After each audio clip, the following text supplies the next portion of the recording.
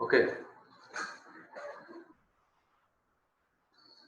So we are talking about the strategic management model, which starts with strategic intent, then strategic formulation, strategic implementation, and then strategic evaluation. और उसमें हम लोग strategic intent के बारे में भी बात कर रहे हैं, जिसमें we have talked about vision, then mission, after mission, values, then business definition. Business definition के बाद क्या देखा हम लोगों ने?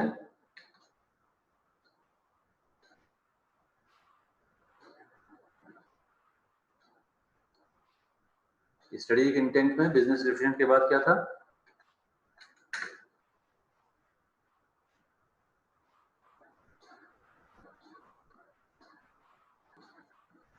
आशीष?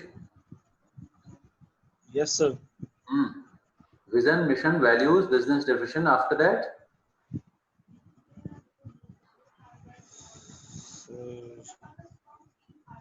याद नहीं आ रहा। स्क्रीन दिख रही है आपको? Yes, sir. स्क्रीन विजिबल है? PDF.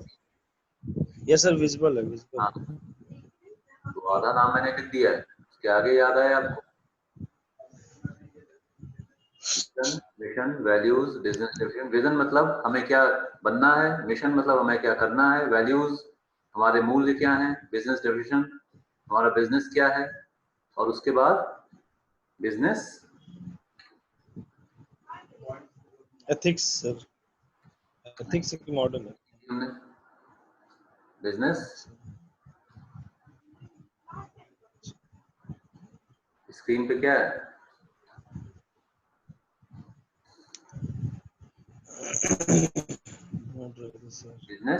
बिजनेस मॉडल यानी बिजनेस मॉडल। हाँ, मतलब पैसा कहाँ से आएगा, किस तरीके से होगा शुरू, कैसे जनरेट करेगा, वायबल कैसे होगा, ये मतलब है बिजनेस मॉडल का। बिजनेस मॉडल के बाद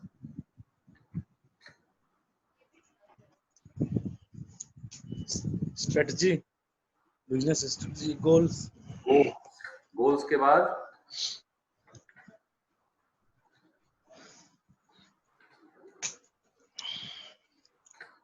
ऑब्जेक्टिव्स के बाद पिछली क्लास में जो हम लोगों ने डिस्कस किया था। Good morning sir. Good morning. Objectives के बाद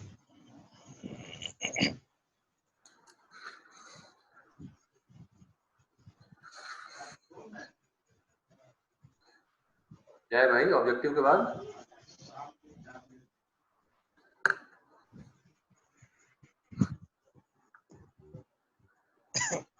ऑब्जेक्टिव्स के बाद स्क्रीन पे क्या है?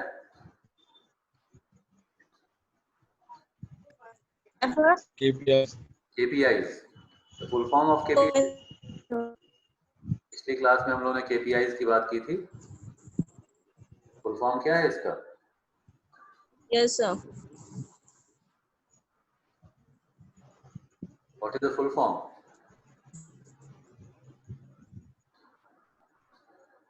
की परफॉर्मेंस इंडिकेटर्स। की परफॉर्मेंस इंडिकेटर्स। उसके बाद की परफॉर्मेंस इंडिकेटर्स के बाद लास्ट जो आज हम लोगों को डिस्कस करना है,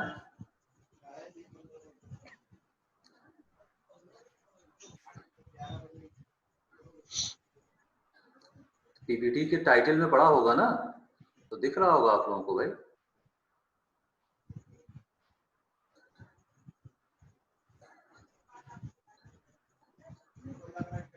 बताइए, ये पीपीटी की हेडिंग दिख रही है, इस पीपीटी की अगली स्लाइड दिख रही है साइड में। केपीआईज के बाद क्रिटिकल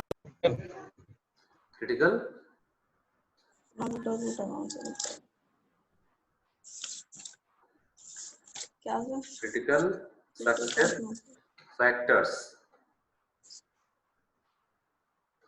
तो जो पूरा प्रोसेस Yes, इंटेंट का है, ये पूरा सारे के सारे कंपोनेंट जो स्टडी के इंटेंट में है, vision, then mission, then values, business definition, business model, goals, then objectives, key performance indicators and the critical success factors.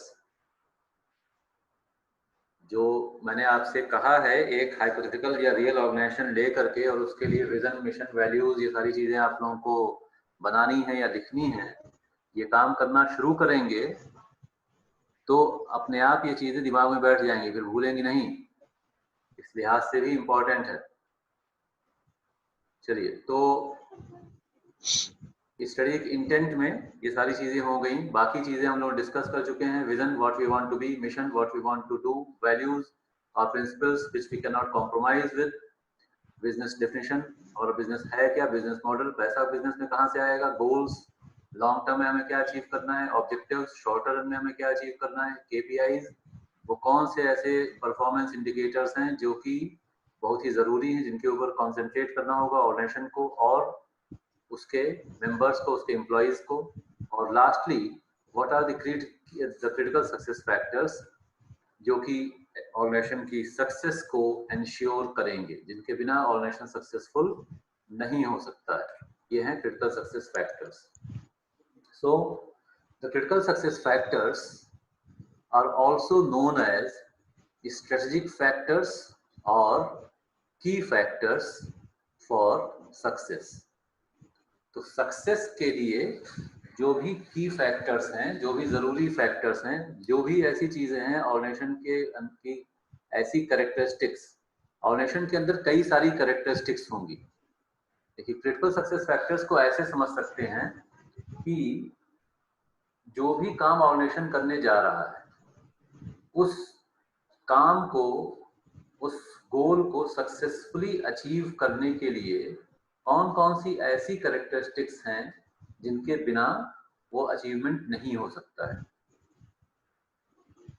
कौन सी ऐसी कैरेक्टरिस्टिक्स हैं, कौन सी ऐसे फैक्टर्स हैं या कौन सी ऐसी क्वालिटीज हैं। तो ऑर्गेनाइजेशन में फॉर एग्जांपल एक इंडिविजुअल का एग्जांपल ले लें। एक चलिए, अगर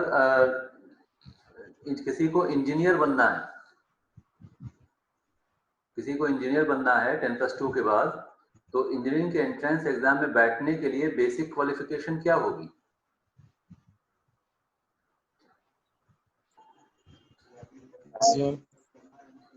school and 12th. Sir PCM होना चाहिए। पीसीएम होना पीसीएम में 12th होनी चाहिए। हाँ, 12th में फिजिक्स, केमिस्ट्री, मैथमेटिक्स ये सब्जेक्ट्स अगर नहीं है तो आप एंट्रेंस नहीं दे सकते। अगर डॉक्टर बनना है, अगर मेडिकल का एंट्रेंस देना है तो पीसीबी होना चाहिए। बायोलॉजी अगर नहीं है +2 लेवल पर तो आप एंट्रेंस ही नहीं दे सकते हैं। अगर बीकॉम करना है तो कॉमर्स होना चाहिए। तो +2 में कॉमर्स होना चाहिए, वरना आप बीकॉम नहीं कर सकते। तो इसका मतलब क्या हुआ कि ये जो सब्जेक्ट्स बताए गए, ये जो सब्जेक्ट्स लिए गए हैं, ये क्रिटिकल सक्सेस फैक्टर्स हैं। मतलब ये हुआ कि इंजीनियर वो बच्चा बन ही नहीं सकता है जिसके पास बेसिक नॉलेज पीसीएम की ना हो। डॉक्टर वो बच्चा बन ही नहीं सकता है जिसके पास बेसिक नॉलेज पीसीबी की नहीं हो। तो ये क्रिटिकल फैक्टर्स हैं, इनके बिना काम नहीं हो सकता है। इसका मतलब ये बिल्कुल नहीं है कि इसके अलावा कोई और कैरेक्टरिस्टिक्स नहीं चाहिए।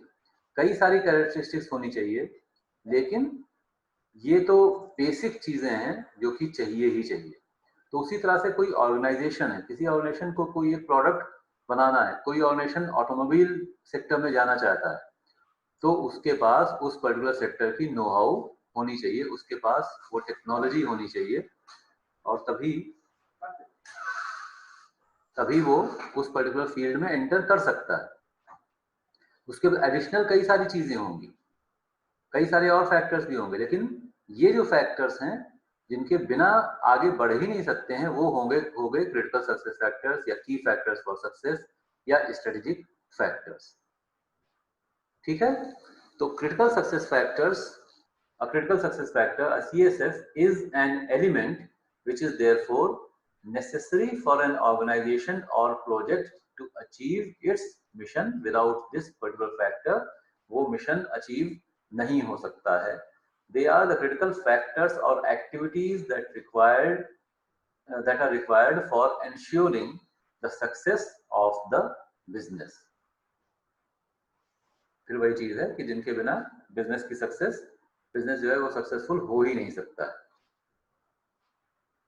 तो कैसे हम लोग कहीं पर भी ये डिफाइन कैसे करेंगे कि क्या क्रिटिकल सक्सेस फैक्टर्स हैं. किसी जगह पर एडमिशन लेने के लिए ये हो सकता है क्लास, कहीं पर हो सकता है फॉर एग्जांपल कोई एक कहीं पर एडमिशन के लिए कोई एंट्रेंस एग्जाम हो सकता है, कहीं पर मेरिट में एडमिशन हो सकता है, मेरिट पे हो सकता है. तो उन्होंने कहा कि किसी ऑर्गेनाइजेशन ने कहा कि इतने % अगर मार्क्स नहीं है तो फिर आप एंट्रेंस दे ही नहीं सकते, ये भी हो सकता है. तो उन्होंने अपने हिसाब से क्रिटिकल सक्सेस फैक्टर आइडेंटिफाई किया हुआ. कहीं पर किसी पर्टिकुलर जॉब इंटरव्यू के लिए आप जा रहे हैं तो वो कह सकते हैं कि 10th में 10+2 में, ग्रेजुएशन में, पीजी में कम से कम इतने % मार्क्स होने चाहिए, वरना आप इंटरव्यू में बैठ नहीं सकते हैं. तो उनके हिसाब से वो उनके एम्प्लॉइज के क्रिटिकल सक्सेस फैक्टर्स हो गए. तो ये क्रिटिकल सक्सेस फैक्टर्स बनाए कैसे जाते हैं और उनसे फिर आगे काम कैसे लिया जाता है. तो क्रिटिकल सक्सेस फैक्टर्स को जनरेट करने के लिए हम सिंपली यही देखेंगे कि कोई पर्टिकुलर काम होना है तो उसके लिए स्किल सेट क्या रिक्वायर्ड है, कौन सा ऐसा स्किल सेट है किसी भी पर्टिकुलर चीज को अचीव करने के लिए जिसके बिना वो पर्टिकुलर काम हो ही नहीं सकता है. तो पीसीएम की बेसिक नॉलेज हो या पीसीबी की बेसिक नॉलेज हो या कॉमर्स की बेसिक नॉलेज हो, है ना. बीबीए एमबीए करने के लिए कोई नहीं है, जो भी सब लोग कर सकते हैं इसके. अब क्रिटिकल सक्सेस फैक्टर्स जब हमने जनरेट किए उसके बाद फिर ऑब्वियस सी बात है कि उनमें और ऑर्गेनाइजेशन के जो ऑब्जेक्टिव्स हैं, अभी पिछली स्लाइड में बात की थी कि क्रिटिकल सक्सेस फैक्टर्स के थ्रू हम ऑर्गेनाइजेशन के मिशन को अचीव करते हैं. तो मिशन से ही हमारे गोल्स और ऑब्जेक्टिव्स डिराइव होंगे. तो ऑर्गेनाइजेशन के जो ऑब्जेक्टिव्स हैं उनमें और क्रिटिकल सक्सेस फैक्टर्स में कोई रिलेशन होना जरूरी है.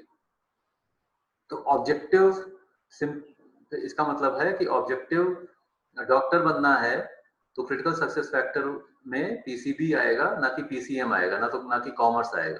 तो उसमें दोनों में रिलेशनशिप कुछ होनी चाहिए. जिस तरह के ऑब्जेक्टिव्स होंगे उसी तरह के क्रिटिकल सक्सेस फैक्टर्स होंगे. दोनों ही तरह से इसको देखना पड़ेगा. अगर हमने अपना ऑब्जेक्टिव डिसाइड कर लिया है या ऑर्गेनाइजेशन ने अपना ऑब्जेक्टिव डिसाइड कर लिया है तो उस ऑब्जेक्टिव के हिसाब से ही अपने अंदर कैपेबिलिटी डेवलप करनी पड़ेगी. तो हमने ऑब्जेक्टिव डिसाइड किया कि हमें ये पर्टिकुलर चीज अचीव करनी है, तो उसके लिए क्या क्या चीजें, क्या क्या क्वालिटीज होनी जरूरी हैं, वो क्वालिटीज हमको डेवलप करनी पड़ेंगी. एक तरीका ये हो सकता है. दूसरा तरीका ये हो सकता है कि हमें मालूम है कि हमारे अंदर क्या काबिलियत है, तो हम वही काम करें जो कि उसके थ्रू अचीव किया जा सकता है. तो +2 के बाद अगर हमें डॉक्टरी की पढ़ाई करनी है तो या तो हमें ये देखना पड़ेगा, कोशिश करनी पड़ेगी कि फिर साइंस के सब्जेक्ट्स में बायोलॉजी में हमें अपनी कैपेबिलिटी डेवलप करनी पड़ेगी. और या फिर हमें ये देखना पड़ेगा कि वो कैपेबिलिटी हमें लग रहा है डेवलप हो ही नहीं सकती, तो जो कैपेबिलिटी हमारे अंदर है वो काम फिर हम आगे करें. तो इन दोनों में ऑब्वियसली कोई ना कोई रिलेशन होना चाहिए. कोई भी इंडिविजुअल, कोई भी ऑर्गेनाइजेशन ऐसा नहीं हो सकता है जो कि बिल्कुल कंप्लीटली इनकैपेबल हो, वरना एग्जिस्ट ही नहीं करेगा. लेकिन जिस चीज में, जिस एरिया में कैपेबिलिटी है उस एरिया में ही परफॉर्म करना जरूरी है. दोनों में कुछ ना कुछ, दोनों में कुछ कोऑर्डिनेशन, दोनों में कुछ रिलेशन होना चाहिए.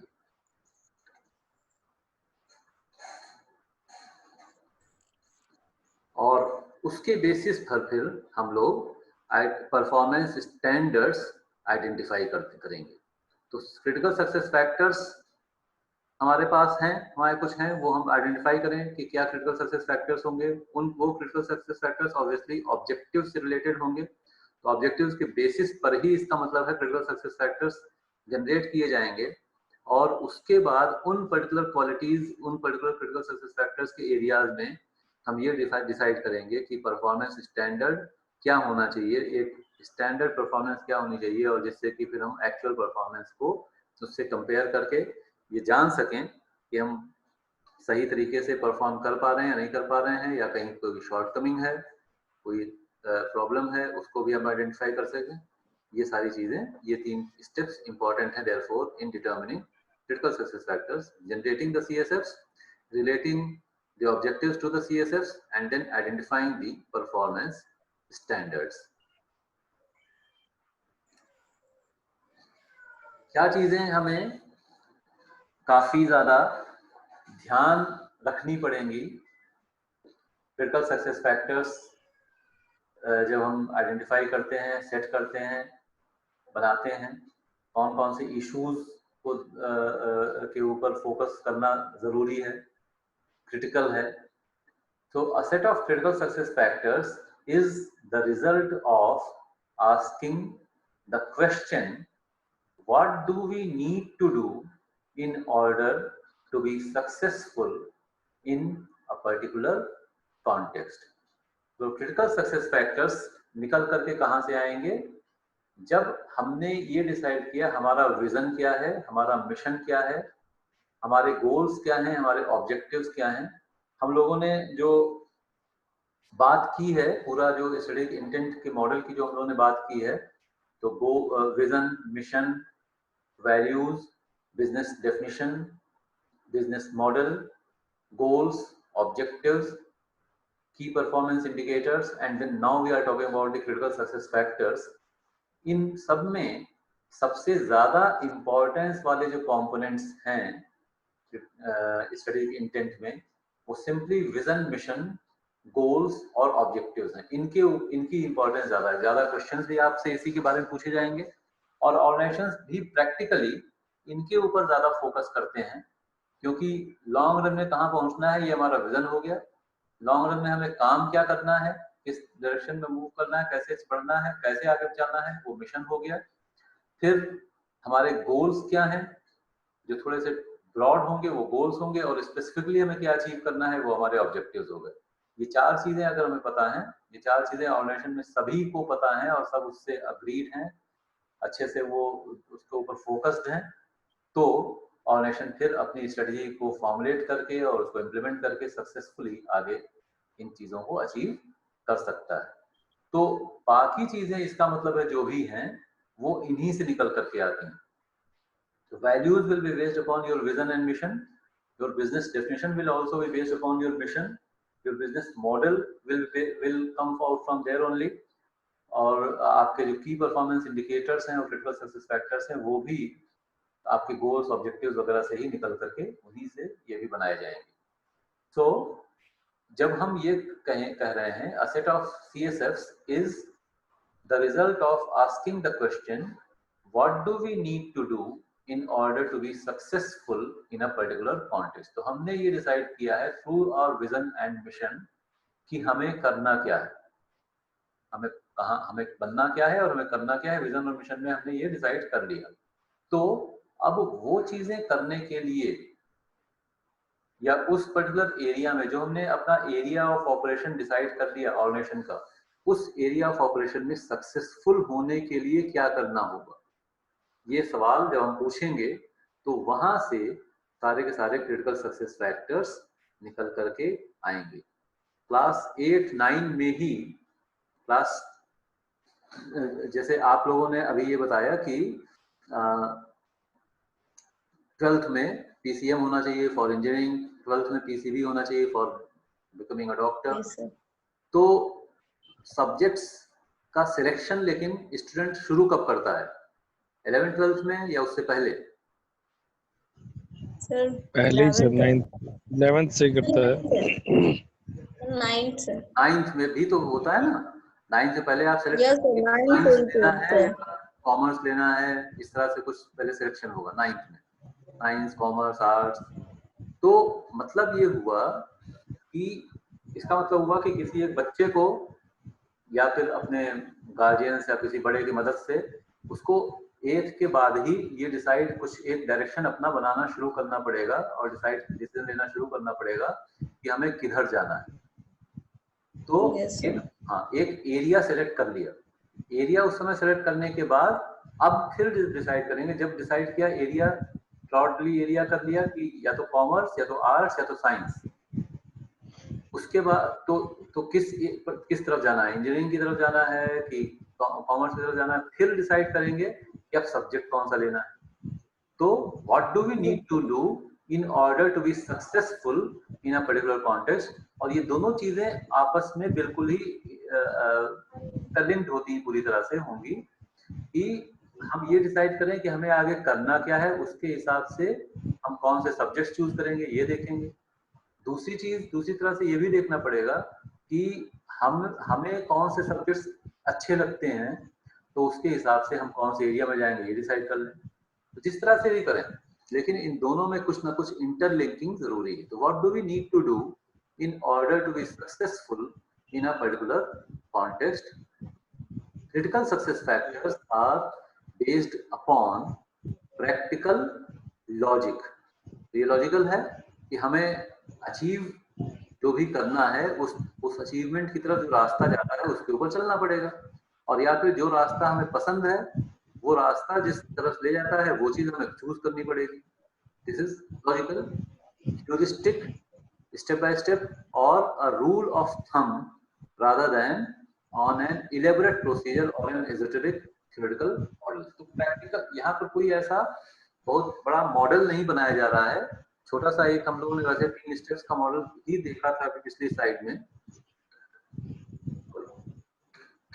ये एक मॉडल तो है, लेकिन ये बहुत ही सिंपल सा मॉडल है, कोई बहुत इलेबोरेट मॉडल की हम लोग बात नहीं कर रहे हैं।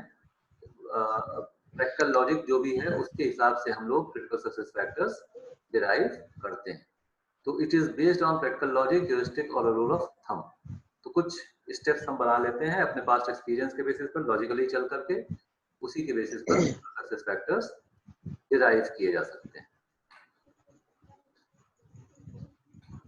Then critical success factors are the result of long years of managerial experience which leads to the development of intuition, judgment and hunch for use in strategic decision making।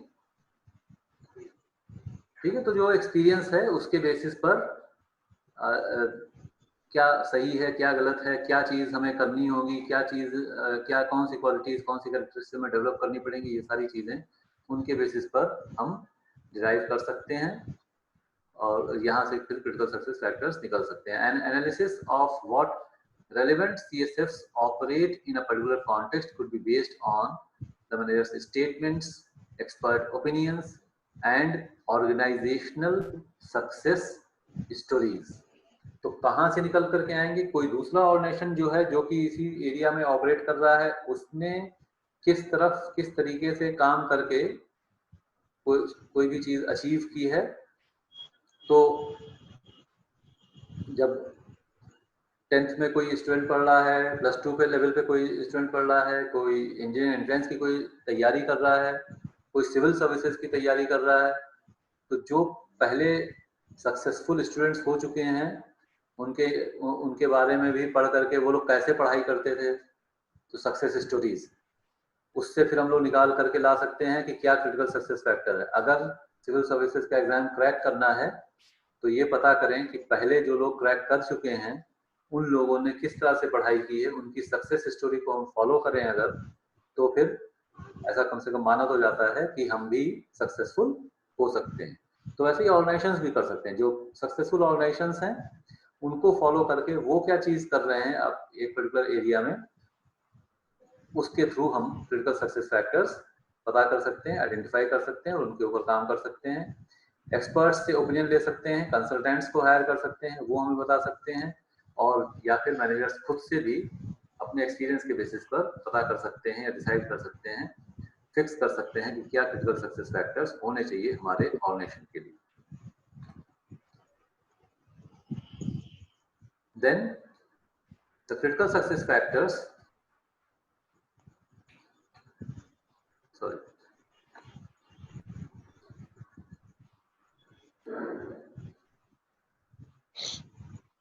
the success factors could also be generated internally through creative techniques such as brainstorming.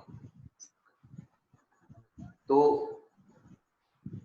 दूसरे organisations को देख करके कर सकते हैं, managers अपने intuition के basis पर, अपने एक्सपीरियंस के बेसिस पर डिसाइड कर सकते हैं, या फिर ब्रेनस्टॉर्मिंग के थ्रू भी ये काम किया जा सकता है। Creative techniques such as brainstorming के थ्रू भी क्रिटिकल सक्सेस फैक्टर्स जनरेट किया सकते हैं ऑर्गेनाइजेशन में, जो मैनेजर लेवल के लोग हैं उनके थ्रू किया जाता है। ब्रेनस्टॉर्मिंग को थोड़ा सा यहाँ पे डिफाइन कर दिया जाए। ब्रेनस्टॉर्मिंग एक ऐसा टर्म है जो कि कभी कभी अक्सर मिसअंडरस्टैंड किया जाता है। ब्रेनस्टॉर्मिंग का मतलब केवल ये नहीं है कि हम किसी चीज को, किसी प्रॉब्लम को सॉल्व करने के लिए दिमाग पे ज्यादा जोर डालें। This is not brainstorming. Brainstorming का एक प्रॉपर प्रोसेस होता है।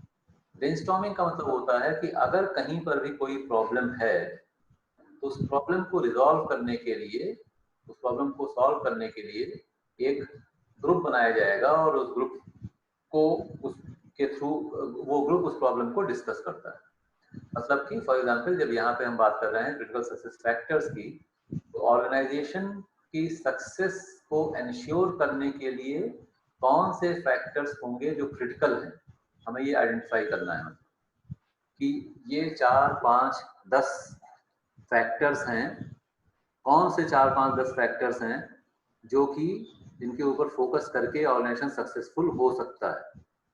तो इसके लिए फिर क्या कर सकते हैं कि top level, middle level managers की एक मीटिंग बुलाई जा सकती है। मीटिंग में ये प्रॉब्लम उनके सामने रखी जाएगी कि हम आज यहाँ पर किस लिए इकट्ठा हुए हैं। हम इसलिए इकट्ठा हुए हैं जिससे कि ऑर्गेनाइजेशन के क्रिटिकल सक्सेस फैक्टर्स को आइडेंटिफाई किया जा सके। अब ये प्रॉब्लम हो सकती है या कोई भी इशू हो सकता है। अब तरीका क्या है कि सबको पहले थोड़ा टाइम दिया जाएगा सोचने के लिए इस इशू के ऊपर।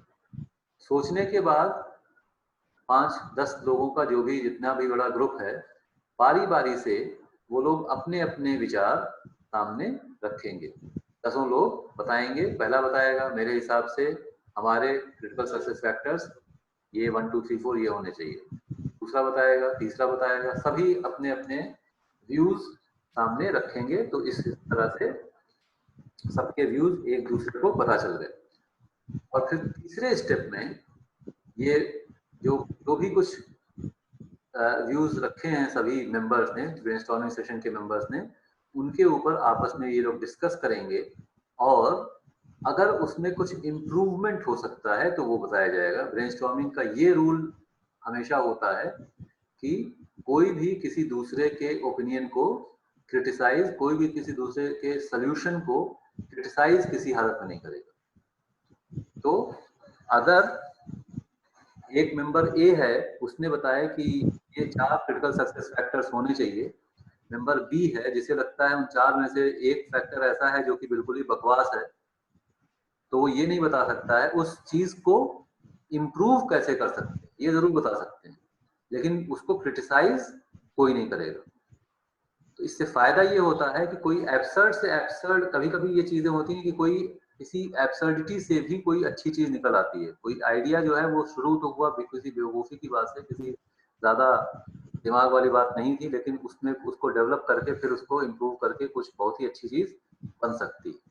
तो क्योंकि ब्रेनस्टॉर्मिंग सेशन में क्रिटिसिज्म अलाउड नहीं होता है, इसलिए सब लोग जो भी कुछ दिमाग में आए, कोई भी बहुत ही फार फेच सोल्यूशन भी हो किसी प्रॉब्लम का, वो भी सामने रख सकते हैं और उससे कोई एक नई चीज इवॉल्व हो सकती है। क्रिएटिविटी, ये क्रिएटिव टेक्निक है। तो क्रिएटिविटी का मतलब ही है कि जो कुछ भी आपके दिमाग में आए वो सामने आप रख सकें।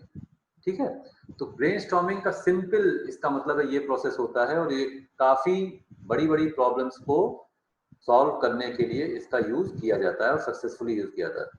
उसी तरह से ऑर्गेनाइजेशन में क्रिटिकल सक्सेस फैक्टर्स भी जनरेट किया जा सकते हैं। Critical success factors therefore could be also be generated internally through creative techniques such as brainstorming. The use of critical success factors in objective setting and strategic choice distinguishes successful organizations from the unsuccessful ones।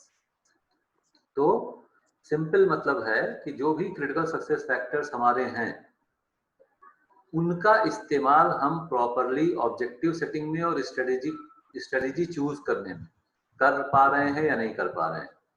हमारा ambition है, देखिए यही चीज, जैसे अब जब students का example अभी ले रहे थे, तो कोई स्टूडेंट है जो कि बायोलॉजी में बहुत अच्छा है लेकिन इंजीनियर बनाना चाहते हैं माँ बाप उसको, तो ना तो वो इंजीनियर बनेगा ना तो डॉक्टर बन पाएगा, है ना।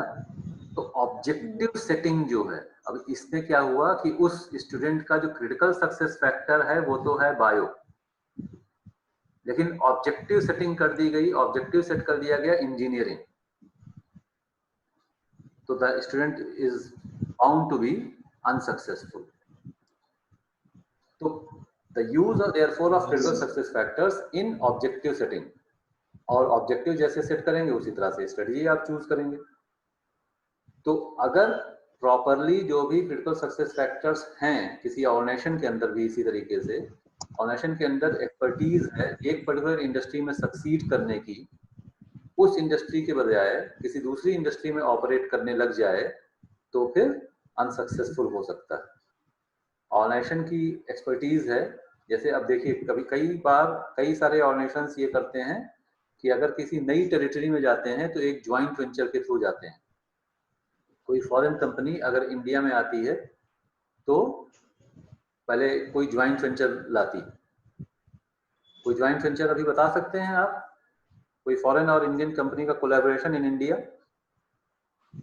सर अभी जियो के साथ बहुत सारी कंपनियों ने कोलैबोरेट किया है, शेयर्स लिए हैं। हाँ सर जियो के साथ अभी बहुत सारी कंपनियों ने, गूगल ने और उनसे उन्होंने मतलब कॉन्ट्रैक्ट साइन किए हैं, कई परसेंटेज शेयर्स लिए हैं। हाँ, किसके साथ? जियो में इन्वेस्ट किया, जियो में इन्वेस्ट किया है सर। जियो में इन्वेस्ट किया, हाँ। तो नहीं, इन्वेस्ट थोड़ा डिफरेंस है।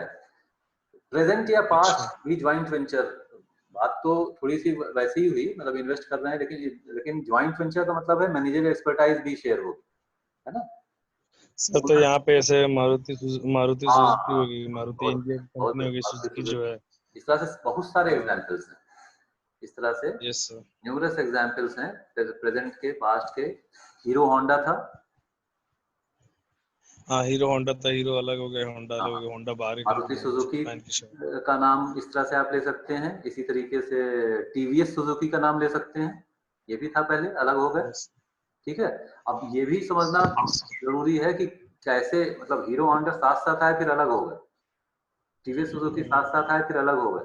और क्या सुजुकी की बाइक इंडिया में अवेलेबल है, होंडा की बाइक इंडिया में अवेलेबल है अभी भी, है ना। पहले हीरो होंडा थी, अब हीरो की अलग आती है, होंडा की अलग आती है भाई। Yes sir. तो बाहर की कंपनी है, इंडिया में ऑपरेट करना चाहते हैं, तो यहाँ के बारे में जानकारी नहीं है, इसलिए ज्वाइंट वेंचर यहाँ की लोकल कंपनी के साथ कर दिया, और फिर 5 साल 10 साल जितने भी साल 15 साल ऑपरेट करने के बाद लगा कि अब हमें नो हाउ मिल गई है, लोकल मार्केट हम समझने लग गए हैं, तो ज्वाइंट वेंचर खत्म करके अकेले आ गए, ठीक है।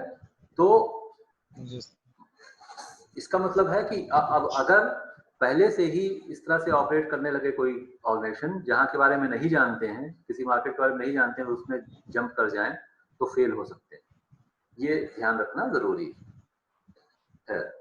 CSFs are used to pinpoint the key result areas। की रिजल्ट एरिया कौन से हैं, कौन से ऐसे एरियाज हैं, की परफॉर्मेंस इंडिकेटर से रिलेटेड ये भी टर्म है, तो उनको पिन पॉइंट करने के लिए भी क्रिटिकल सक्सेस फैक्टर्स का यूज किया जाएगा।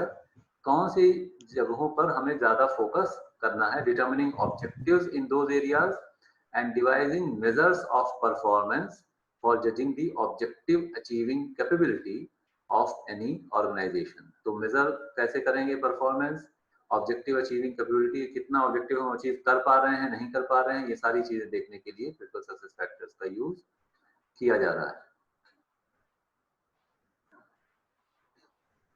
कुछ एक दो एग्जाम्पल्स हैं, ये देख लें।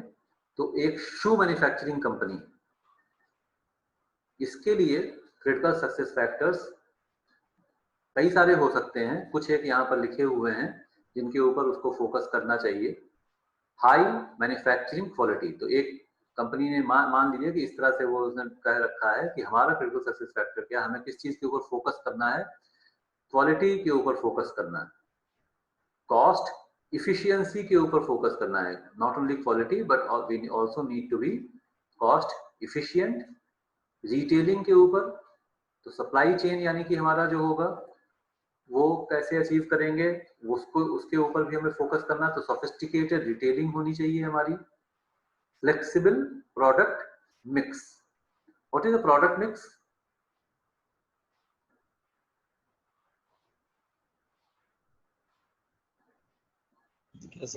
हाँ, प्रोडक्ट मिक्स क्या है? इस सब्जेक्ट में जितने भी सब्जेक्ट्स अभी तक आप लोगों ने पढ़ रखे हैं, सबसे कुछ ना कुछ इनपुट इसमें लिया जाता है, सबकी सब। ये जैसे प्रोडक्ट मिक्स की बात आप कहाँ करते हैं? मार्केटिंग में। Yes sir. हाँ, तो डिफाइन कैसे कर सकते हैं प्रोडक्ट मिक्स को? सब डिफरेंट कैटेगरी के प्रोडक्ट्स को एक साथ। हाँ, जैसे फॉर एग्जांपल मतलब सर एक ही कंपनी डिफरेंट कैटेगरी के प्रोडक्ट्स को बनाती है ना, वो चीज क्या क्या प्रोडक्ट्स बनाती है सर? जैसे हिमालय में आपको पाउडर ऑयल से लेकर के बेबीज का, जेंट्स का, सबके लिए बनाती है। वो हर्बल मेडिसिन भी बनाती है। ठीक ठीक। तो जैसे अगर एक शू मैन्युफैक्चरिंग कंपनी के लिए प्रोडक्ट्स भी बनाती है, जिस जो एग्जांपल इस स्लाइड में है, शू मैन्युफैक्चरिंग कंपनी, इसके लिए प्रोडक्ट मिक्स क्या हो सकता है? सर इसमें सर शू मैन्युफैक्चरिंग में सर जैसे स्पोर्ट्स शूज हो गया, हाँ, फॉर्मल शूज हो गया, बिल्कुल बिल्कुल। लेदर शूज, हाँ, तो स्पोर्ट्स शूज, स्लीपर्स हो गया, leather shoes, casuals, formals, males के लिए, फीमेल्स, जेंट्स के लिए, लेडीज के लिए, बच्चों के लिए, बड़ों के लिए, साइजेस वगैरह, हर तरह की जो चीजें हैं, ये product mix. Flexible product mix इन्होंने रखा हुआ है कि कई सारी वैरायटीज हमारे पास होती है जिससे कि हम कई सारे लोगों के लिए केटर कर सकें, और एक प्रोडक्ट इमेज होनी चाहिए अच्छी, जिससे कि लोग हमारे प्रोडक्ट की तरफ अट्रैक्ट हो सके। ठीक, इसी तरह से एक और कुरियर सर्विस के लिए क्रिटिकल सक्सेस फैक्टर्स कैसी, आप एक कुरियर को हाँ तरफ जाएंगे तो कैसे जाएंगे, क्या आप उसमें दो देखेंगे, ये बस देखना है। तो हम क्या एक्सपेक्ट कर रहे हैं कुरियर सर्विस से? अच्छी क्वालिटी होनी चाहिए, टाइम ड्यूरेशन कम लगना चाहिए। हाँ, क्वालिटी, यहाँ पे क्वालिटी का मतलब क्या हुआ कि हम सामान भेजें तो वो सही सलामत पहुंच भी जाए, क्वालिटी अच्छी होनी चाहिए, स्पीडी डिस्पैच होना चाहिए, डिले यानी कि नहीं होना चाहिए, रिलायबल होना चाहिए, पता चला कि जो जो टाइम दिया हुआ उसी हिसाब से पहुंच जाए, और इकोनॉमी होनी चाहिए, सब चीजें हमें ऐसे भी कम लगे हमारा। तो ये एक कुरियर सर्विस के क्रिटिकल सक्सेस फैक्टर्स हो सकते हैं। इस तरह से किसी भी कंपनी के बारे में, किसी भी पर्टिकुलर ऑर्गेनाइजेशन के लिए, किसी भी सेक्टर के लिए क्रिटिकल सक्सेस फैक्टर्स बनाए जा सकते हैं। कुछ रियल कंपनीज के एक्चुअल एग्जांपल्स कुछ हम लोग देख लें। Infosys technologies, openness, honest practices, transparency, proactive management, talent pool. That means Infosys Technologies believes that to be successful हमारे अंदर ये क्वालिटीज होनी चाहिए। कुछ कुछ ये वैल्यूज से भी रिलेटेड चीजें वैसे हैं यहाँ पर। Hindustan Lever, ability to attract and retain talent, the value system, multi product portfolio, mega brands. Reliance, ability to execute mega projects at least cost and great speed। देखिए ये एक अच्छा क्रिटिकल सक्सेस फैक्टर है, ये कह रहे हैं कि हम बड़े प्रोजेक्ट्स को कम कॉस्ट पर और काफी तेजी से एग्जीक्यूट कर सकते हैं। सनिंग नहीं, ये रनिंग है, ये बहुत दिन से ये गलत है। रनिंग कहाँ गया? Running ahead of times with a portfolio of diversified businesses with great profit potential and visionary leadership। ये कह रहे हैं हमारे critical success factors। Similarly Wipro, integrity, ethics, ability to connect with customers, emphasis on quality at all levels. ICICI Bank, asset creation and funds consumption at remarkable speed. ठीक है, एक bank है तो बैंक जो है वो तेजी से एसेट्स क्रिएट कर सके, फंड्स जो भी उसके पास आ रहे हैं, फंड्स कंजम्पशन का मतलब ये नहीं कि फंड्स को खत्म कर दिया, खर्च कर दिया, लेकिन मतलब ऐसा ना हो कि लोग बैंक में पैसा जमा कर रहे हैं और बैंक के पास पैसा, बैंक वो पैसा अपने पास जमा रखे हुए, तो कैसे वो रिसोर्सेज जनरेट करेगा। तो फंड्स पैसा जमा कर ये किया और उस पैसे को आगे भी चाहे इन्वेस्ट करना है, लोन्स देना है, जो भी करना है वो भी तेजी से डिस्पर्समेंट होते रहना चाहिए, so that it also generates revenue. Technology driven initiatives, aggressive marketing efforts. तो ये ICICI बैंक के अपने critical success factors इन्होंने आइडेंटिफाई किए हुए हैं। These are some examples, सभी कुछ एग्जाम्पल इसमें थोड़े ज्यादा अच्छे हैं, जैसे कि जो टैलेंट पूल वाली बात की जा रही है इन्फोसिस टेक्नोलॉजीज में, प्रोएक्टिव मैनेजमेंट की बात की जा रही है, हिंदुस्तान लीवर के लिए ability to attract and retain talent, multi product portfolio, mega brand, ये ज्यादा अच्छे क्रिटिकल सक्सेस फैक्टर्स हैं। रिलायंस इंडस्ट्रीज के लिए ability to execute mega projects at least cost and great speed, ये अच्छा एक क्रिटिकल सक्सेस फैक्टर है। सिमिलरली विप्रो में emphasis on quality at all levels, अच्छा क्रिटिकल सक्सेस फैक्टर माना जाएगा बाकियों से। और ICICI बैंक में asset creation, funds consumption at remarkable speed, ये कुछ बेटर वाले क्रिटिकल सक्सेस फैक्टर्स हैं। तो जब भी क्रिटिकल सक्सेस फैक्टर आइडेंटिफाई करें किसी ऑर्गेनाइजेशन के लिए तो इस तरह से हम लोग को करना चाहिए, ठीक है। तो यहाँ पे आज खत्म करते हैं। कोई इशू, कोई बात? नहीं सर, अभी नहीं। ऑर्गेनाइजेशंस के नाम मुझे अभी तक नहीं मिले। नहीं सर आपको मैसेज करते हैं आज, ठीक है, भूल जाते हैं। Okay, thank you. Thank you sir.